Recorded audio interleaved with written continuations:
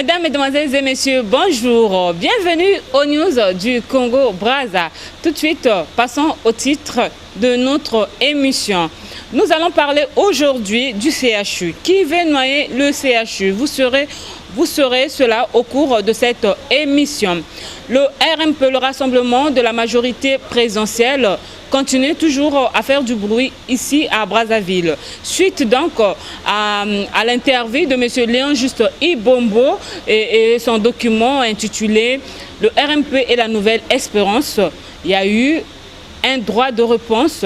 Donc le vice-président du RMP de Brazzaville a répondu à M. Léon-Juste Ibombo. Donc vous saurez cela au cours de cette émission. Les cadres et fils du département de la Likwala qui se sont divisés voici 3 ans se sont réconciliés grâce au président de la République grâce au président de la République du Congo, garant de la paix, car la paix c'est son credo. Donc voici en gros les titres de notre émission. Le 17 avril dernier, le Premier ministre de la République du Congo avait lancé les travaux de la municipalisation accélérée de Brazzaville. Pour votre gouverne, la municipalisation accélérée est la politique du président de la République du Congo, Denis Sassou Nguesso, qui consiste à moderniser les villes de notre pays, même l'arrière-pays. Donc je vous propose de suivre les grands moments de ce lancement de la municipalisation accélérée de Brazzaville. On y va en image grâce à Eloge Mboussa. 128 milliards de francs CFA. Voilà le montant que le gouvernement du président Denis Sassou Nguesso a débloqué pour les travaux de la municipalisation accélérée de Brazzaville. Pour cette première étape du grand chantier, 170 projets ont été sélectionnés. Les détails avec le ministre du Plan et président de la commission technique de la municipalisation accélérée, M. Pierre Moussa. La route reliant la maison de la radio de Kombo à Mukondo, l'avenue de l'intendance, l'avenue de l'OUA, la deuxième sortie nord de Brazzaville, l'avenue du port, l'avenue de la paix, l'avenue des Trois Martyrs, les voies de desserte de Diata, la construction de la deuxième piste de l'aéroport de Mayamaya, ainsi que de l'aérogare.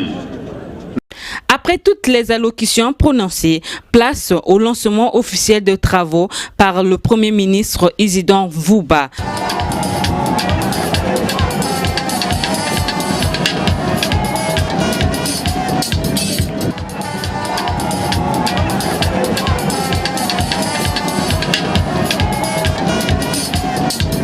Notons toutefois que 4 départements ont déjà bénéficié de cette politique de Denis Sassou Nguesso, celle de la municipalisation accélérée, à savoir le département du Kwilu en 2004, le département de la Likwala en 2005, le département du Niari en 2006 et le département de la Cuvette en 2007. Quant à Brazzaville, il bénéficiera de 2 ans, voire 3 ans de municipalisation accélérée. Nous espérons seulement que les travaux de Brazzaville connaîtront un succès de réalisation parce que les autres municipalisations ont laissé un témoignage peu mitigé. Beaucoup des travaux sont restés inachevés. Attendons de voir Brazzaville.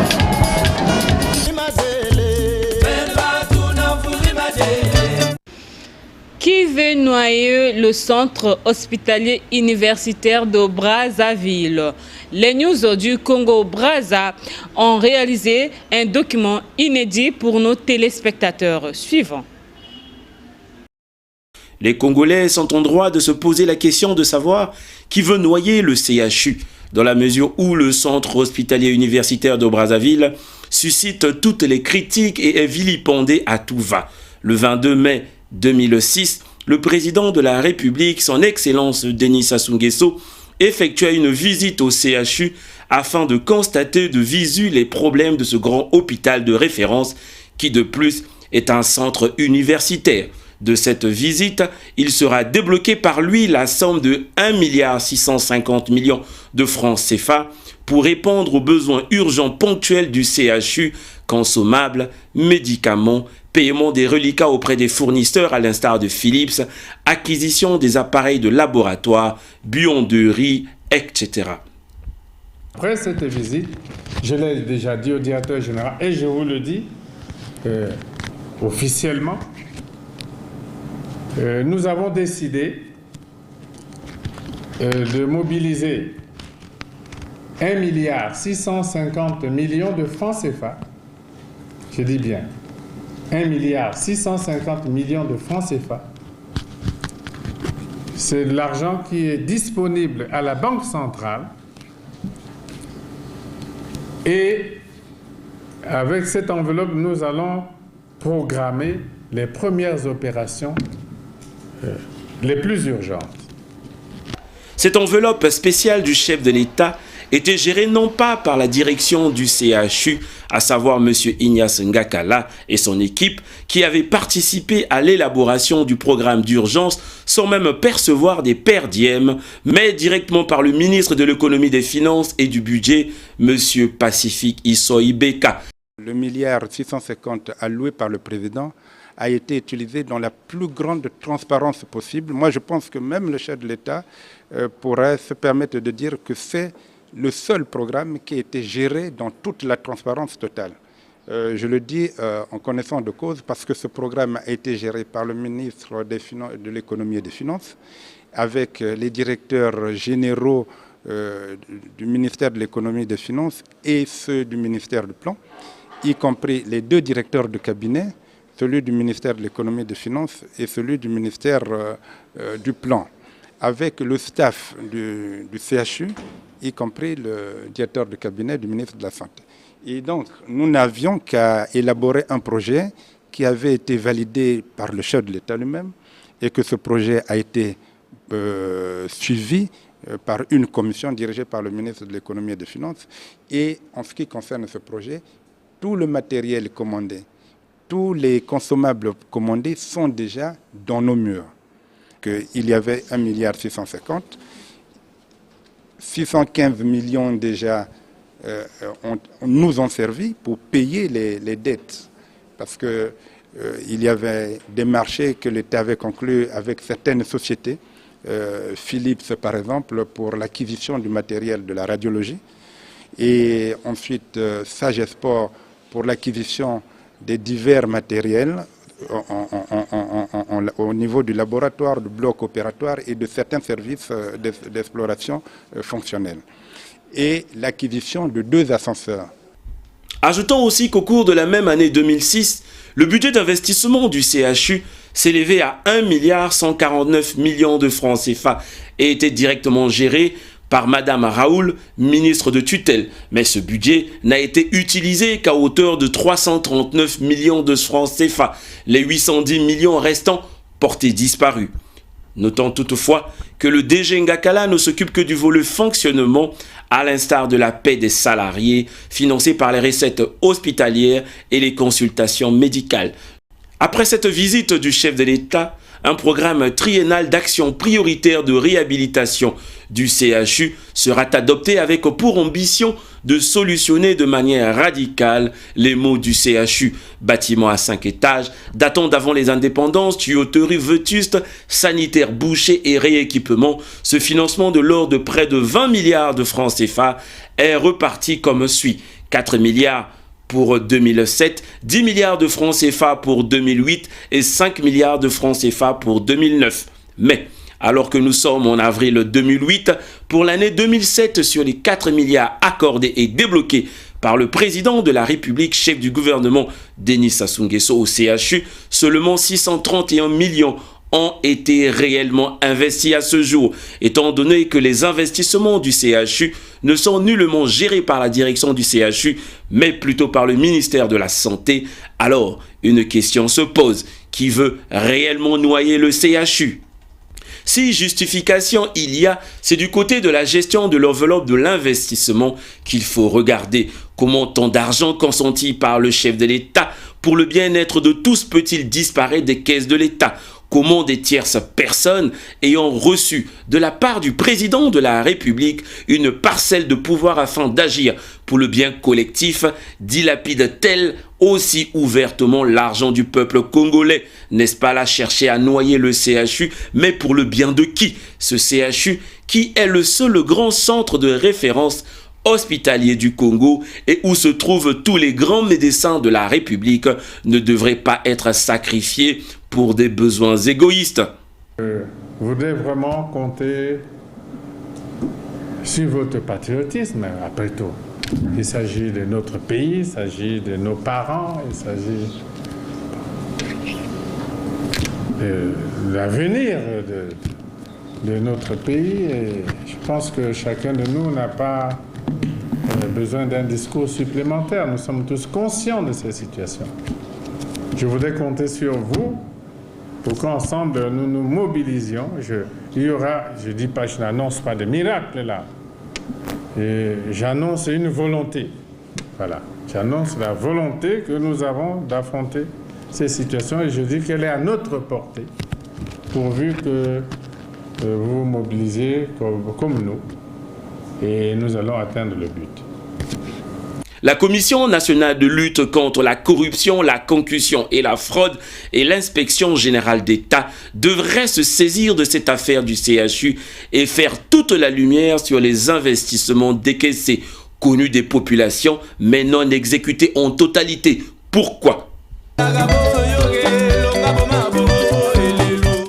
Après 3 ans de crise, les cadres et fils du département de la Likwala se sont réconciliés, cela grâce au président Denis Sassou Nguesso. Et cette réconciliation avait eu lieu en marge de la fin de la veillée mortuaire du feu Noumazalaï, ancien président du Sénat et secrétaire général du Parti congolais du travail. Donc je vous propose de suivre ce grand dossier que nous avons fait concernant cette crise ou la levée de cette crise. On va en image.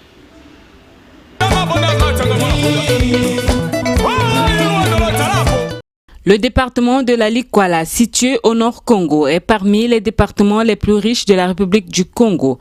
C'est l'une des localités qui compte aussi de nombreux cadres et personnalités, à l'instar des ministres Henri Djombo, Charles Zakari Boao, Jacques Ivandolo, Alain Moka, des généraux Mutondo et Mokoki, l'ambassadeur de la République du Congo en Italie, M. Mamadou Dekamo Kamara, du commissaire général de suivi de la Convention pour la paix et la reconstruction, Marius Mwambenga, le premier vice-président du Conseil économique et social, Jean-Marie Tassoua. La liste est longue.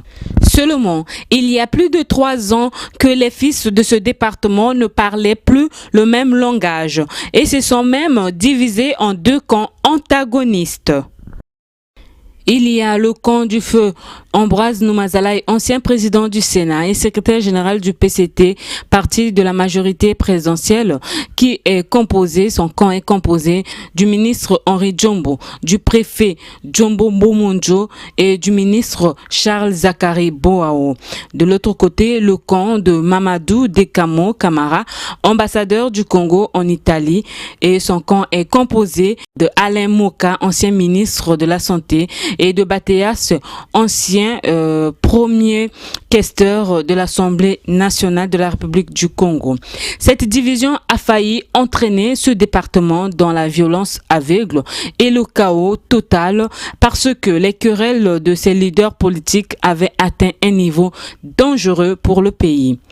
Vu le degré qu'avait atteint ce conflit des Likwaléens, qui non seulement perdurait, mais aussi menaçait la paix et la stabilité dans les 7 districts de ce département, voire dans tout le Congo. C'est ainsi que le chef de l'État, Denis Sassou Nguesso, homme de paix, a dépêché son directeur de cabinet, ministre d'État, M. Firmin Aïssa, à Ifondo et Bétou, et cela en marge de la fin de la veillée mortuaire du défunt président Ambroise Noumazalaï, afin de mettre fin à cette crise où même un ministre de la République a déclaré que sa vie était menacée. Presque tous les leaders de la Likwala étaient venus à Betou pour enterrer la hache de guerre, et cela sur instruction du président de la République du Congo. Betou est situé à plus de 1800 km de Brazzaville. Tozwi mayele oyo epesa biso eposa ya konangula libeke oyo makambo ekende alima po ete mokonzi ya ekolo moto atindi biso awa boye litoi na ye ezali kaka bobele na Betu awa kokaka ndenge kani toa kosalaka makambo oyo ya tina obiso toye awa awa ndenge toye awa ezali tribunal te ezali procès ya moto moko te toa kolukaka mayele ya kobongisa makambo oyo ezwami okati na biso po ete bana ya Likwala bana ya département oyo bakalaka oyo ya bino ya minene ya lukumu boza na bango awa